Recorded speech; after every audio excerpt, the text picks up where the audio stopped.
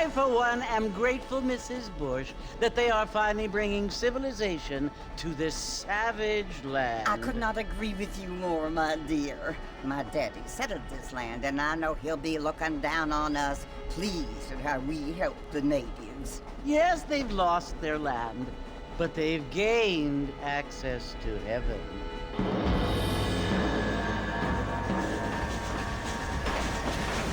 But Father, do you mean unless an innocent receives communion, they're destined to go to hell? That hardly seems fair. What I mean to say, Jenny, is that there is a great deal of difference between an innocent and a savage. I never thought of it that way. Yes, they lived like animals, but they're happier now.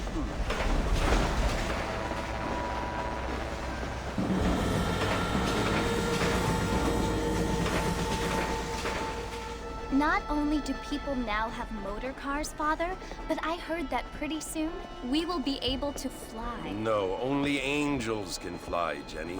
No, apparently people can fly. Didn't you hear? Out in Kansas, a man even got a car to fly. I hardly think so, Jenny.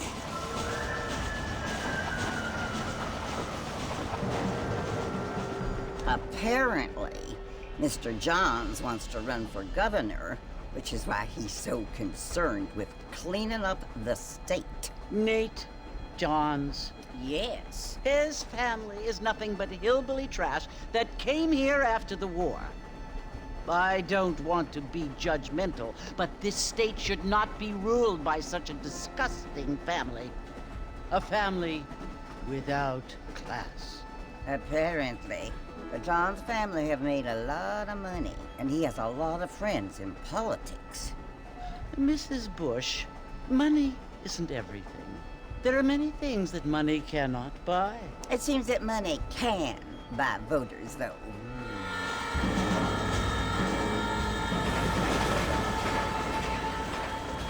What you must remember, my dear, is that we have been brought here to spread the word. And the word and civilization, they are the same thing. They are the gifts. It is the opportunity we have, the chance to live among people who are decent and who do not kill each other, and who let you worship in peace. It's so confusing, Father.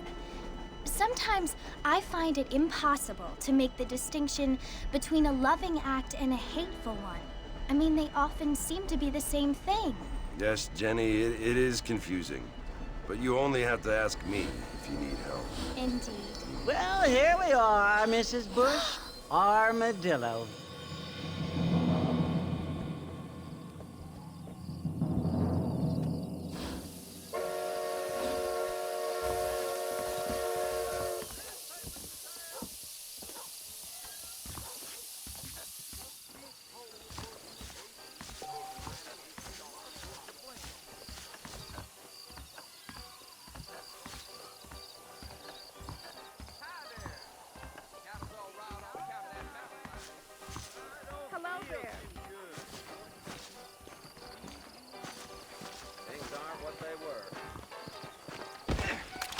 You or me, friend? You or me?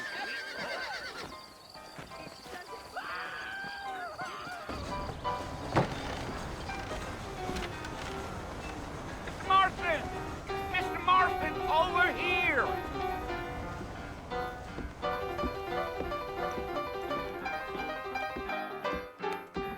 You must be John Marston. Sometimes. I'm Jake. Your friends from Blackwater hired me to guide you. They ain't my friends, but pleased to meet you, Jake. I got the horses saddled up and ready out front.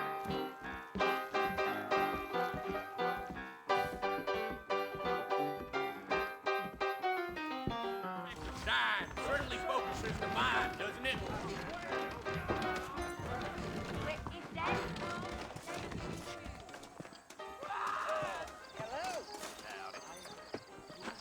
Well, here, let's mount up and hit the trail.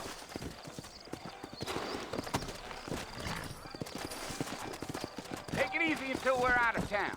Ain't no point in causing a ruckus. Yeah, yeah.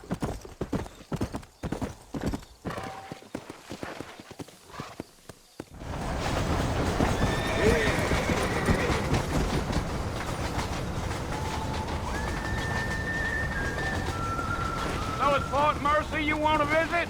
That's right. Ain't taking nobody up to the fort in a long time. Strange place for a decent fella to want to visit, if you don't mind me saying. Who said I was a decent fella? It's been abandoned for years now. Folks say it was built during the Mexican War. What kinds of soldiers around back then? Why'd they leave? Well, I ain't entirely sure. I heard they had to go up north to fight Indians, or maybe they got tired of being soldiers and went looking for gold. You know how things is. So what are you doing up at the fort? I'm looking for an old friend. Well, like I says, you ain't gonna find many folk around those parts these days. Those you do find are about as sociable as an ulcerated back tooth. I mean, I ain't one to judge a man by the company he keeps, but... Well, he ain't been friends for a long time.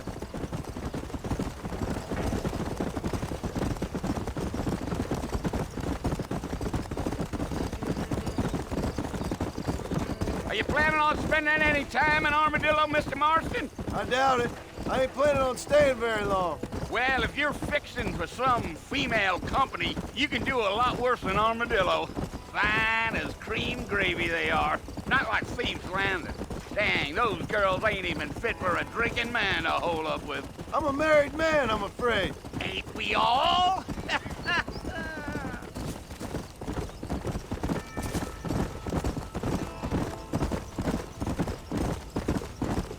Gio.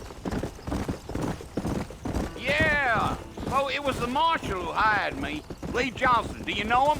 I think I heard his name. Says he got a telegram from some Blackwater big bugs asking for a guide. I guess it's none of my business. That's right. Whoa, whoa. You ain't very talkative, are you? Nope. I'm just chewing the dog, mister. It's how I am. I don't mean nothing by it. Trust me. There's things you better off not knowing.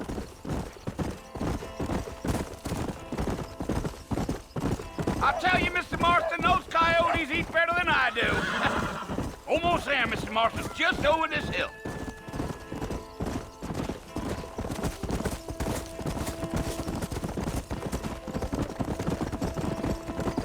Come on. Listen, mister. This here is what's left of Fort Mercer. Some gang rode in and took the place over. So I understand. This is where we part ways, friend. You have yourself a good time.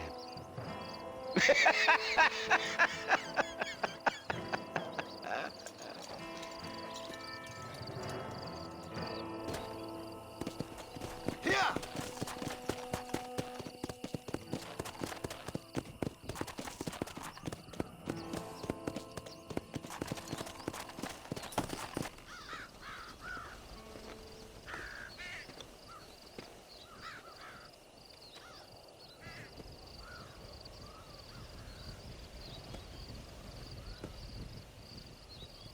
Bill! Bill, I've come for you! Bill Williamson! Come out here right now! Go away now, John. Don't make me kill you. Nobody needs to kill anyone, Bill. You must think I was born yesterday. You always did think I was an idiot. That ain't fair, Bill. You were as my brother. I've come to try to save you. Oh. Do I look like I need saving? Bill, please. They want to kill us all. I can help you. Well, you never tried to save me before.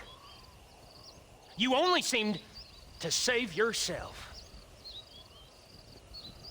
Bill, I implore you think about this. You implore me? You implore me. You always were one for fancy words.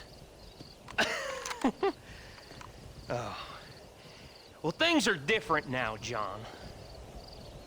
Now I'm in charge! No more Dutch! And no more you. Implores. I implores you to go back and tell them to send someone just a little bit more impressive next time. Well? Oh. Poor John.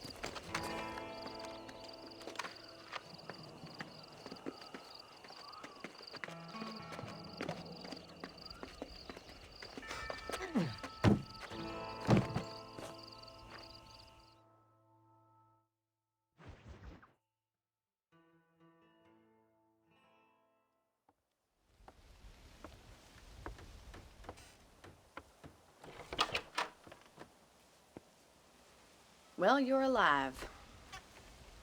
So it would seem. So, how do you feel? I don't know the polite word for it. I do. Stupid is the word we use around here. What were you doing? I was doing something stupid. Well, you'll be okay. Once you didn't die, the doctor said you'd be fine. He got the bullets out a couple days ago. Good.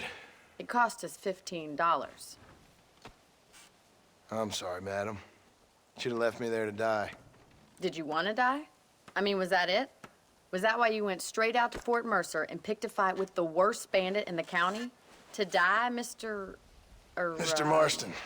John Marston. Bonnie McFarland. Miss Bonnie McFarland. Well, you may be right, Miss McFarland. I don't know. So what were you doing? I was trying to give Mr. Williamson a chance. For old time's sake. You know Bill Williamson? Knew him. Long time ago. Well, what was he like? Dumb. Just like you. Thank you, miss. See my hat? I have. And, what will you do now? Now I'm gonna take my time and go after him the less kind way. Well, that sounds very fun, Mr. Marston. Quite heroic, just like in those penny dreadfuls my brother used to read. Meanwhile, if you'll excuse me, I've got a ranch to run. Of course, if you're feeling better, why not take a ride with me later? Help me patrol the perimeter. You can earn back some of that money we wasted on doctor's bills. Of course. And thank you for saving my life, I mean. Next time, Mr. Marston, I strongly recommend you don't try to lose it quite so earnestly. I'll bear that in mind.